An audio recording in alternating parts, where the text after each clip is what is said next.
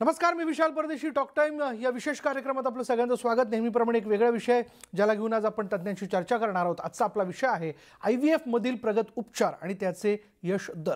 आणि याविषयी बोलण्याकरता आपल्याबरोबर आहेत डॉक्टर राजलक्ष्मी वालावलकर. त्या ककून फर्टिलिटीच्या वैद्यकीय संचालक आहेत. IVF कन्सल्टंट अँड एंडोस्कोपिस्ट म्हणून त्यांची विशेष ओळख आहे. डॉक्टर राजलक्ष्मी यांचा एकूणच परिचय आणि त्यांची कारकीर्द आपण जाणून घेऊया. डॉक्टर राजलक्ष्मी, आपलं खूप स्वागत. डॉक्टर राजलक्ष्मी वालावलकर यांनी भारत आणि UK प्रशिक्षण घेतलेलं आहे आणि त्या 11 वर्षांपासून UK होत्या आणि रॉयल कॉलेज ऑफ ऑब्स्टेट्रिक्स आणि गायनोकॉलॉजीच्या सदस्य आहेत. त्यांनी UK कन्सल्टंट ट्रेनिंग पूर्ण केलेलं आहे. हो, हे विशेष आणि कौतुक आहे. त्या UK RCOGद्वारे मान्यताप्राप्त फर्टिलिटी मेडिसिन तज्ज्ञ आहेत आणि त्यांच्याकडे UK कडून IVF फेलोशिप आणि रिसर्च फेलोशिप देखील आहे. त्याचबरोबर विविध IVF विषयांवर संशोधन पेपर्स आणि ऑडिट त्यांच्याकडे आहेत आणि त्यांनी विविध पुस्तकांमध्ये अनेक याबद्दलचे अध्याय लिहिलेले आहेत. ककून फर्टिलिटी ही भारताची IVF क्लिनिकची आघाडीची शृंखला आहे ज्यामध्ये संपूर्ण IVF उपचारांचा समावेश आहे. त्याद्वारे लोकांवरती उपचार केले जातात, मार्गदर्शन केले जातं. ठाण्यामध्ये त्यांचं प्रमुख केंद्र आहे आणि गेल्या 9 वर्षांपासून प्रजननक्षम रुग्णांची त्या सेवा करतात. चला, आज त्यांच्याशी आपण याबद्दल चर्चा करणार आहोत. आणि आजचा पुन्हा एकदा मी आपल्याला सगळ्यांना विषय सांगतोय की IVF मधील प्रगत उपचार आणि त्याचे यश दर. डॉक्टर, आपलं स्वागत आहे. आणि अर्थात हा फार महत्त्वाचा विषय आहे आणि त्या अनुषंगाने काही प्रश्न देखील. माझा पहिला प्रश्न आपल्याला असा आहे, वंध्यत्वाच्या उपचारांसाठी कोणती तंत्रज्ञान प्रणाली उपलब्ध आहे आणि कोणता यश दर चांगला आहे? वंध्यत्व म्हटलं की थोडीशी काळजी वाटते, कारण प्रत्येकाला असं वाटतं की आपली फॅमिली पुढे जावी, आपल्याला मूल व्हावं. आजच्या घडीला 1 in 5 कपल्स म्हणजे पाचातल्या एका कपलला वंध्यत्वाचा त्रास असतो आणि आपल्या देशामध्ये 27.5 मिलियन कपल्सला इन्फर्टिलिटी आहे. तर त्या इन्फर्टिलिटी म्हणजे काय की जेव्हा कपल्स ट्राय करायला लागतात की आता आपल्याला बाळ होऊ दे, तेव्हा साधारण एका वर्षभरात एक 60 ते 80% लोक प्रेग्नंट होऊन जातात आणि उरलेल्या लोकांची प्रेग्नन्सी राहिलेली नसते. 2 वर्षानंतर हीच फिगर ही साधारण 90% गेलेली असते. सो जनरली असं म्हणतात की तुम्ही जर 1 वर्षभर ट्राय केलं आणि बाळ नाही राहिलं तर काहीतरी प्रॉब्लेम आहे असं समजून ॲटलिस्ट इन्व्हेस्टिगेशनला सुरुवात करा. मग अशा वेळेला जेव्हा पेशंट आमच्याकडे येतो तेव्हा ट्रीटमेंट आजाराप्रमाणे केली जाते. पण बेसिक ट्रीटमेंट्स या आधी त्यांचं फर्टिलिटी पोटेन्शियल वाढवण्याकरता असतात. आणि त्या ट्रीटमेंट्स कशा की आधी आम्ही टॅबलेटवर ट्राय करतो. म्हणजे पहिले 5 दिवस गोळ्या घ्यायच्या, त्याच्यानंतर अंड जेव्हा वाढतं तेव्हा कधीतरी अंड फुटायला एक इंजेक्शनची मदत द्यायची, ज्याला मी ट्रिगर इंजेक्शन म्हणतो. आणि मग अंड फुटायच्या वेळेला जर त्या कपलनी संबंध ठेवला तर प्रेग्नन्सीचे चान्सेस वाढतात. ज्या लोकांमध्ये ही ट्रीटमेंट केल्यानंतर देखील प्रेग्नन्सी राहत नाही त्यांच्यामध्ये मग 2 ट्रीटमेंट्स ओपन होतात, एक तर IUI किंवा IVF. ज्या लोकांमध्ये शुक्राणू कम्प्लिटली नॉर्मल आहेत, स्त्रीच्या ट्यूब्सला काही प्रॉब्लेम नाही, अशा पेशंट्समध्ये आपण IUIची ट्रीटमेंट ट्राय करू शकतो. IUIच्या ट्रीटमेंटमध्ये अंडी वाढवण्याचा प्रकार सेम होतो, अंड फोडण्याचं इंजेक्शनही तसंच दिलं जातं. नवऱ्याकडून जो शुक्राणूचं सॅम्पल मिळतं, सिमेन सॅम्पल मिळतं, त्यातले आपण चांगल्या क्वालिटीचे नीट पोहणारे शुक्राणू हे सिमेन वॉशद्वारा वेगळे करून घेतो आणि हे शुक्राणू आपण डायरेक्टली गर्भपिशवीच्या आत टाकतो. त्याच्यामुळे शुक्राणू अंड्यापर्यंत लवकर पोहोचू शकतात आणि प्रेग्नन्सी चान्सेस स्लाइटली वाढतात. आणि नाहीतर राहिलं IVFमध्ये आपण अंडीही बाहेर काढून घेतो, आपण शुक्राणूही आपल्याला बाहेर मिळतात, बाळ बाहेर बनवलं जातं आणि मग हे बनलेला एम्ब्रियो गर्भ हा गर्भपिशवीच्या आत सोडला जातो. लोक बऱ्याच वेळेला म्हणतात की नाही ट्रीटमेंट कशी करायची, काय करायची, आम्हाला सक्सेस जास्त कशात मिळेल. तर आपण बघायला गेलं तर टॅबलेट्स साधारण आम्ही एक 3 ते 4 महिने ट्राय करायचे असं म्हणतात. तुम्हाला जर 3 ते 4 महिने गोळ्यांवरती ट्राय करून प्रेग्नन्सी राहत नसेल तर ह्याचा अर्थ गोळ्या आता ह्याच्या पुढे आपल्याला प्रॉबेबली प्रेग्नन्सी देणार नाही आहेत. याच्यानंतर आपण IUI किंवा IVF असा त्याचा स्प्लिट होतो. आपण जर म्हटलं की वर्षभरात साधारण 60% लोक प्रेग्नंट होतात, तर ह्याचा अर्थ दर महिन्याला 4 ते 5% लोक प्रेग्नंट पडत असतात ॲप्रॉक्सिमेटली. जेव्हा आपण IUI करतो तेव्हा ही फिगर प्रत्येक महिन्याचा अटेम्प्ट जो असतो म्हणजे प्रत्येक IUI सायकलला 4 ते 5%वरतून ही फिगर एक 6 ते 7% वर जाते. पण ॲज अगेन्स्ट दॅट जेव्हा आपण IVF किंवा आपण टेस्ट ट्यूब बेबीची ट्रीटमेंट म्हणतो तेव्हा प्रत्येक वेळेला जेव्हा गर्भ आत टाकला जातो गर्भपिशवीमध्ये तेव्हा प्रेग्नन्सी राहायचा चान्स हा 35 ते 50% असू शकतो, डिपेंडिंग ऑन कारण काय होतं ते. त्याच्यामुळे आपण ट्रीटमेंट वाईज आणि सक्सेस रेट वाईज बघायला गेलो तर IVF हा आपल्याला डेफिनेटली जास्त सक्सेस देतो. पण सगळ्यांनाच IVF लागतं असं नाही किंवा सगळ्यांनीच IVF करावं असं नाही. पण सक्सेस आपण मोजायला गेलो तर आपलं आपण ट्राय करणं, त्याच्यापेक्षा गोळ्या घेऊन ट्राय करणं स्लाइटली बेटर, त्याच्यापेक्षा IUI स्लाइटली बेटर. पण IVF या सगळ्याचा सक्सेस रेट एका बाजूला आणि IVFचा सक्सेस रेट दुसऱ्या बाजूला. That is where the success rates stand. अगदी बरोबर. माझा दुसरा प्रश्न असा या अनुषंगाने, जसं आपण नमूद केलं आहे की IVFचा यशस्वीतेचा दर सर्वात जास्त आहे, तरीही यश दर आणखी वाढवला जाऊ शकतो का, आणि जर असेल तर कशा पद्धतीने? आपण आत्ताच म्हटल्यासारखं ना IVFचा सक्सेस रेट हा 35 ते 50% जातो आणि आपल्याला 35 पासून 50 पर्यंत जायचंय. आणि हे दोनच गोष्टींवरती आधारित असतं. एक तर पेशंटच्या स्वतःच्या हातात किंवा दुसरी गोष्ट आम्ही लॅबमध्ये ज्या गोष्टी करतो त्या.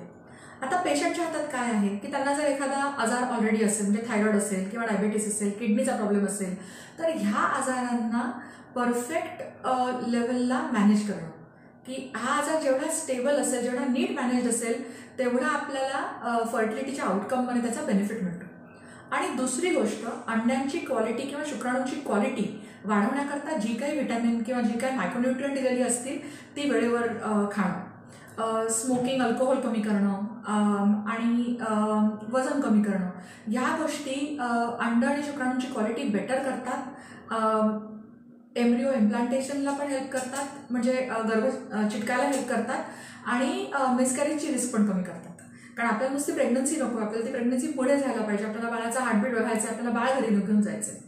तर ह्या गोष्टी पेशंटच्या स्वतःच्या हातात असतात आणि आमची नेहमी ॲडवाईस अशी असते की ते पहिलं करा.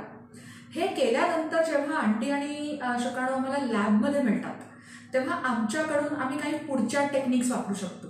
म्हणजे फॉर एक्झाम्पल IVFला काय करतो आपण, अंड आणि शुक्राणू एकत्र ठेवतो, त्यांना आपलं आपलं बाळ बनवायला देतो.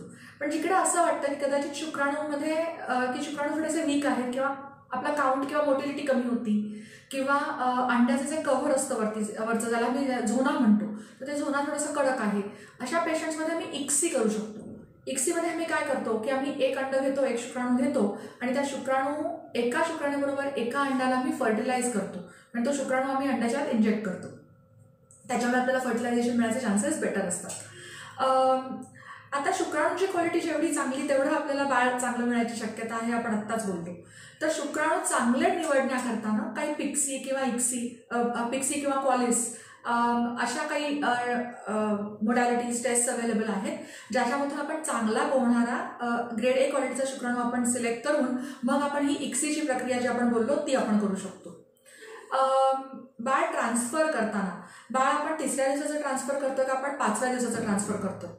तर जेव्हा आम्हाला जास्त अंडी मिळालेली असतात, जेव्हा अंडी जे बाळ बनतं ते आपल्याला दिसायला चांगल्या क्वालिटीचं दिसतंय, मग त्यावेळेला आपण तो गर्भ लॅबमध्ये 5व्या दिवसापर्यंत ग्रो करून ब्लास्टोसिस स्टेजला नेऊन मग आपण ब्लास्टोसिस ट्रान्सफर करू शकतो. सगळ्यांचेच प्रेग्नन्सीज किंवा सगळ्यांचेच गर्भ ब्लास्टोसिस स्टेजला जातात असं नाही. काही पेशंटला आपल्याला डे 3ला म्हणजे 3ऱ्या दिवशी पण ट्रान्सफर करायला लागते. जिकडे आम्ही 2 किंवा 3 तिसऱ्या दिवशीचे एम्ब्रिओ ट्रान्सफर करतो तिकडे एक ब्लास्टोसिस ट्रान्सफर करून आपल्याला सिमिलर सक्सेस रेट मिळतो. त्याच्यामुळे जर तुमच्या डॉक्टरने तुम्हाला सांगितलं की नाही आपण तिसऱ्या दिवशीचे एम्ब्रिओ ट्रान्सफर करतोय, ब्लास्टोसिसला आपण नेत नाही आहोत, तर त्याच्यामध्ये घाबरून जाण्याचं कारण नाही आहे. हे प्लीज लक्षात घ्या. पण आपण जर एक 3ऱ्या दिवसाचा एम्ब्रिओ आणि एक ब्लास्टोसिस्ट असे ट्रान्सफर केले तर आपल्याला ब्लास्टोसिस्टमध्ये प्रेग्नन्सी चान्स जास्त मिळतो. तेच 3ऱ्या दिवसाचे एम्ब्रिओज आपण वाढवले तर आपल्याला चान्सेस सिमिलर राहतात. त्याच्यापुढे सिक्वेन्शियल ट्रान्सफर नावाचा प्रकार असतो की कधीतरी काय होतं की प्रेग्नन्सी आपल्याला 3ऱ्या दिवसाचा एम्ब्रिओ असतो, आपण काही एम्ब्रिओज 5व्या दिवसाला पण नेणार आहोत. मग ह्या पेशंटमध्ये एक एम्ब्रिओ 3ऱ्या दिवसाला सोडायचा किंवा 2 3ऱ्या दिवसाला सोडायचे आणि एक एम्ब्रिओ नंतर 5व्या दिवसाला सोडायचा. ह्याच्यात काय होतं की बाळ चिकटण्याचा जो कालावधी असतो युट्रसमध्ये, आपण त्या पूर्ण कालावधीला आपण कव्हर करतो. आपण 3ऱ्या दिवशीही टाकतोय, आपण 5व्या दिवशीही टाकतोय, त्याच्यामुळे आपण आपले चान्सेस आपण त्या ठिकाणी वाढवतो. Laser hatching.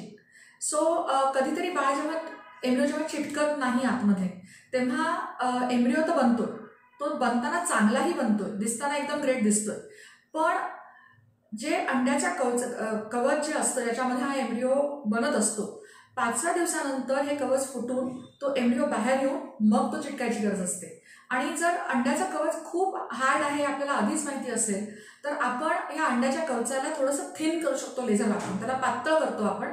ह्याचा अर्थ जेव्हा हा एम्ब्रिओ हॅच होतो तेव्हा तो नीटपणे बाहेर पडून तो नीटपणे चिटकू शकतो. तर अशा रीतीने आम्ही लॅबमध्ये सक्सेस रेट वाढवू शकतो. अगदी बरोबर डॉक्टर राजलक्ष्मी.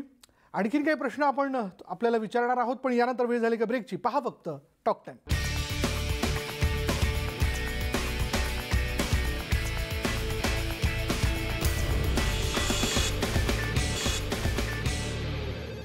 ब्रेकनंतर आपलं स्वागत. ब्रेकनंतर डॉक्टर राजलक्ष्मी यांच्याशी आपण पुन्हा एकदा चर्चा करणार आहोत. आता पुढला प्रश्न जो विचारतोय तो सगळ्यांच्या मनातला अर्थात की आम्हाला मिळालेल्या काही मेलमधून IVF झालेल्या रुग्णांना गर्भपात होण्याच्या समस्येचा सामना करावा लागला, कारण गर्भाशयात चिकटत नाही, तो टिकत नाही. यावरती काय उपाय आहे, काय उपाय असू शकतो का, याबद्दल तुम्ही काय मार्गदर्शन करा? एम्ब्रिओ न चिकटण्याकरता दोन कारण असू शकतात. एक एम्ब्रिओ स्वतः किंवा दुसरी म्हणजे गर्भपिशवी. आणि गर्भपिशवीचे प्रॉब्लेम जास्त कॉमन असतात. तर गर्भपिशवीमध्ये एम्ब्रिओ नीट चिटकावा म्हणून आपण काही गोष्टी करू शकतो. त्यातली पहिली गोष्ट अशी आहे PRP म्हणजे तुमच्याच ब्लडमधून आपण प्लेटलेट रिच प्लाझ्मा वेगळा करतो आणि हा आपण गर्भपिशवीच्या आत सोडतो. जेव्हा आपण हा गर्भपिशवीच्या आत सोडतो तेव्हा प्लेटलेट्स ना जनरली एकामेकांना चिकटतात. जेव्हा आपलं रक्त गोठतं तेव्हा प्लेटलेट्स एकामेकांना चिकटतात. त्याच्यामुळे हे चिकटण्याची प्रक्रिया आपण ऑलरेडी ते आतमध्ये सोडल्यामुळे एम्ब्रिओला चिटकायला बरं पडतं. दुसरी गोष्ट एक मेडिसिन आलेलं आहे ज्याला आम्ही GCSF म्हणतो, ग्रॅन्युलोसाइट कॉलनी स्टिम्युलेटिंग फॅक्टर. आणि GCSF आपण आयदर इंजेक्शन म्हणून स्किनच्या खालती देऊ शकतो किंवा आपण डायरेक्टली गर्भपिशवीच्या आतही जोडू शकतो. आणि PRP सारखंच GCSF एका दुसऱ्या पद्धतीने गर्भपिशवीचं लाइनिंगचा थिकनेस वाढवू शकतो आणि गर्भपिशवीला एम्ब्रिओ चिटकायला पण मदत करू शकतो. एम्ब्रिओ जर आपल्याला गर्भपिशवीचं लाइनिंग वाढत नसेल म्हणून गर्भ चिटकत नसेल तर आपल्याला जे औषधं दिली गेलेली आहेत, ज्या गोळ्या गेलेल्या आहेत लाइनिंग वाढवण्याकरता, ह्याचे डोसेस आपल्याला बदलता येतात किंवा त्या टाईप ऑफ गोळी आपल्याला बदलून ट्राय करता येतं. कारण त्या गोळ्यांचे देखील वेगळे सॉल्ट्स मिळतात. तर एकाने काम नाही केलं तर आपण सेकंडनी ट्राय करू शकतो. तर ह्या गोष्टी आपल्याला करता येतात. स्क्रॅच टेस्ट नावाची एक टेस्ट केली जाते. ही टेस्टपेक्षा ट्रीटमेंट आहे म्हणायला हरकत नाही. आणि ही ज्या सायकलमध्ये आपण गर्भ टाकणार आहोत त्याच्या आतल्या सायकलमध्ये करतात. जनरली युटरसच्या लाइनिंगला, गर्भपिशवीच्या लाइनिंगला आपण एक छोटंसं आतमध्ये छोटासा कॅथेटर किंवा काहीतरी टाकून आपण त्याला फक्त एक छोटंसं खरचट ल्यासारखं आपण त्याला एक हे देतो. आणि ते झाल्यामुळे गर्भपिशवीमध्ये इम्युन रिस्पॉन्स येतो आणि हा इम्युन रिस्पॉन्स गर्भपिशवीच्या लाइनिंगला स्टेबिलाइज करतो. म्हणजे पुढच्या वेळेला जेव्हा गर्भ आत जातो तेव्हा गर्भपिशवीला असं वाटतं की अरे मला एवढा सिव्हिअर इम्युन रिस्पॉन्स द्यायची गरज नाही, कारण प्रत्येक वेळेला काही ना काहीतरी असं आत येतंय आणि त्याच्यामुळे त्या गर्भाचं रिजेक्शन होण्याची शक्यता कमी होते. त्याच्यामुळे गर्भ चिटकायला त्याला हेल्प होऊ शकते. आणि तिसरी गोष्ट जी महत्त्वाची याच्यात आहे ती म्हणजे गर्भ कुठल्या वेळेला आत टाकला गेलेला आहे. गर्भपिशवीचं लाइनिंग आणि गर्भाची वाढ ही जर हातात हात घालून सिंक्रोनायझेशनमध्ये नसेल झालेली, तिचं सिंकमध्ये नसेल झालेली, तर गर्भपिशवीचं लाइनिंग कधीतरी पुढे भागू शकतं. एम्ब्रिओची वाढ थोडी स्लो असू शकते किंवा एम्ब्रिओ खूप फास्ट वाढलेला असू शकतो आणि गर्भपिशवीचं लाइनिंग तेवढं तयार व्हायला जास्त वेळ लागत असेल तर प्रॉपर वेळेला गर्भ आत न गेल्यामुळे आपल्याला गर्भ चिटकत नाही असं असू शकतं.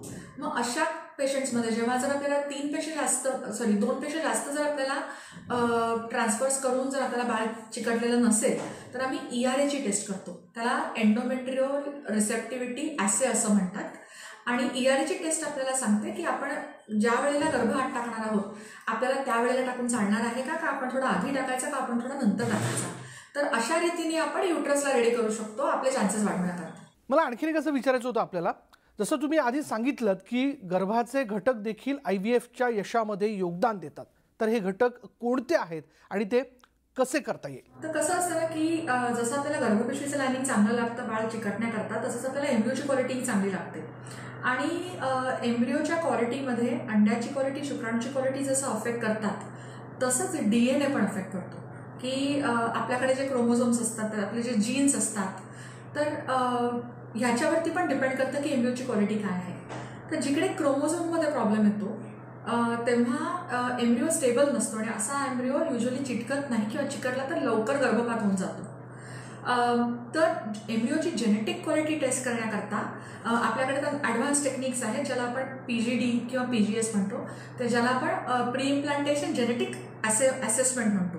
तर ह्याच्यामध्ये आपण काय करतो की जेव्हा गर्भ तयार होतो तेव्हा तो ट्रान्सफर करण्याआधी ह्या गर्भातल्या 1 किंवा 2 पेशी बाहेर काढल्या जातात आणि ह्या पेशींना आपण जेनेटिक टेस्टिंग करतो. आणि हे जेनेटिक टेस्टिंग आपण त्याची लेवल 1 अशी असते की माणसामध्ये सपोज 46 क्रोमोझोम्स आपल्याला लागतात, कारण 23 पेअर्स ऑफ क्रोमोझोम्स आहेत. तर ह्या एम्ब्रिओमध्ये ते आहेत का, त्याचा नंबर नीट आहे का, आणि त्याच्यामध्ये काही त्यातले काही क्रोमोझोम्स तुटलेले आहेत का, त्यात काही प्रॉब्लेम आहे का, एवढ्यापर्यंत आपण बघू शकतो. ह्याचीच पुढची स्टेप म्हणजे सपोज एखाद्या फॅमिलीमध्ये थॅलेसेमिया आहे किंवा एखाद्या फॅमिलीमध्ये ब्रेस्ट कॅन्सरचा डिसीज आहे जो सगळ्याच बायकांना झालेला आहे. तर अशा वेळेला आपल्या पुढच्या जनरेशनमध्ये आपल्याला जे बाळ होणार आहे, या बाळामध्ये हा जेनेटिक दोष उतरू नये ह्याकरता आपण ही पुढची स्टेप त्या कपलसाठी करू शकतो. तेव्हा आपण काय करतो, तेव्हा आपण ह्या ज्या पेशी काढतो एम्ब्रिओमधल्या, त्या आपण क्रोमोझोमसाठी टेस्ट करतोच, पण आपण त्या जीनसाठी पण टेस्ट करतो. जी जीन तो आजार घडवतील ती जीन आहे की नाही हे बघण्यासाठी आपण टेस्ट करतो. आणि ती जीन जर असेल तर मग आपण तो एम्ब्रिओ ट्रान्सफर करायचा टाळतो. अशा टाईपच्या जेनेटिक टेस्ट आहेत ज्याच्यानी आपण बेटर क्वालिटी एम्ब्रिओ सिलेक्ट करून आपल्याला प्रेग्नन्सी राहायचे चान्सेस असतात. कधीतरी ना अंड्याची आणि शुक्राणूची क्वालिटी खरंच चांगली नसते आणि अशा कपलसाठी डोनर एग किंवा डोनर शुक्राणू हेही व्हॅलिड ऑप्शन्स आहेत. पण ह्याकरता ऑब्व्हियसली हजबंड वाईफ दोघेही इमोशनली रेडी हवेत आणि आपल्याला त्या ट्रीटमेंटसाठी काउन्सिलिंगही भरपूर लागतं, पण त्याही ट्रीटमेंट्स अवेलेबल आहेत. डॉक्टर, फार वेगवेगळे मुद्दे आपण स्पष्ट करत आहे, पण तरी मला उदाहरणादाखल एक कुटुंब माझ्या परिचयाचं आहे. माझी मैत्रिणीच ती, जिने IVF उपचार घेतले होते. ती प्रेग्नंट राहिली, पण तिला योनी मार्गात संसर्ग झाला आणि तिचा गर्भपात झाला. मग हे कसं काय थांबवता येऊ शकतं, काय केलं जाऊ शकतं, काय ट्रीटमेंट आहे त्याच्यासाठी? हो, कधीतरी आपल्याला गर्भपात हा इन्फेक्शन्समुळेही मिळू शकतो आणि जेव्हा असं होतं तेव्हा it becomes very distressing. Obviously की प्रेग्नन्सी राहते, सगळं होतं, IVF करायला लागलेलं आहे, पण ते बाळ पुढे नाही गेलेलं आहे. फार कमी इन्फेक्शन्स आहेत जी वारंवार गर्भपात करू शकतात आणि त्यातलं एक म्हणजे बॅक्टेरियल व्हजायनोसिस नावाचं इन्फेक्शन आहे. इतरही इन्फेक्शन्स असतात जशी कॅन्डिडियासिस आहेत किंवा इतर काही बॅक्टेरियल इन्फेक्शन्स ज्याच्यामुळे हे होऊ शकतं. ह्याच्यात पहिली स्टेप अशी असते की जर त्या बाईला कंटिन्युअसली इन्फेक्शन्स आहेत तर पहिली गोष्ट आपल्याला ही बघायची आहे की तिला डायबिटीसची टेंडन्सी किंवा तिला डायबिटीस नाही आहे ना, कारण तो आपण कंट्रोल केला तर इन्फेक्शन्स कंट्रोल होतील आणि आपल्याला प्रेग्नन्सी राहायचे चान्सेस राहतील. दुसरी गोष्ट अशी असते की आपण जेव्हा तिला ट्रीट करतो तेव्हा आपण हजबंडला ट्रीट करतोय का, कारण आपण तिला ट्रीट करू पण हजबंडला नाही केलं तर तिच्याकडून संबंधाद्वारे हजबंडला मिळणार आहे, तो ट्रीटेड नाही आहे त्याच्यामुळे तो तिला परत ते इन्फेक्शन देणार आहे. म्हणजे जेव्हा ट्रीटमेंट केली जाते इन्फेक्शनची तेव्हा दोघांचीही एकाच वेळेला सायमल्टेनियसली ट्रीटमेंट करणं हे खूप महत्त्वाचं आहे.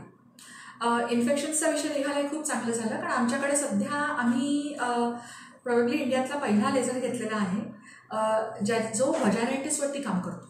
व्हजायनायटिस म्हणजे वजानाचं इन्फेक्शन. तर त्या लेझरच्या साधारण 2 किंवा 3 सिटिंग्स लागतात. काही लोकांना एका सिटिंगमध्येही फायदा होतो. लेझर म्हणजे लाईट एनर्जी.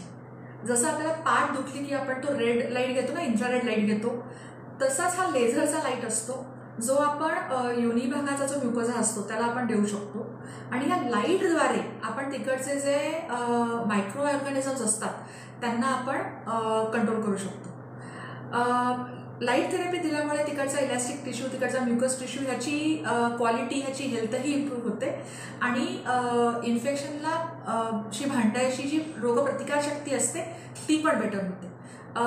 ह्याचबरोबर काही आतल्या भागात ठेवायला गोळ्या असतात ज्याला पेसरीज म्हणतात. अशा पेसरीज ज्या वजानातले चांगले ऑर्गॅनिझम वाढवतात आणि इन्फेक्शनचे ऑर्गॅनिझम कमी करायला मदत करतात. तसं सायमल्टेनियसली केल्याने आपल्याला त्याचा फायदा होतो. आमच्याकडे इनफॅक्ट एक पेशंट होती जिचे 6 वेळेला गर्भपात झाले होते आणि ह्या ट्रीटमेंट नंतर तिची प्रेग्नन्सी खूप छान पुढे गेली आणि she has a very happy baby also now.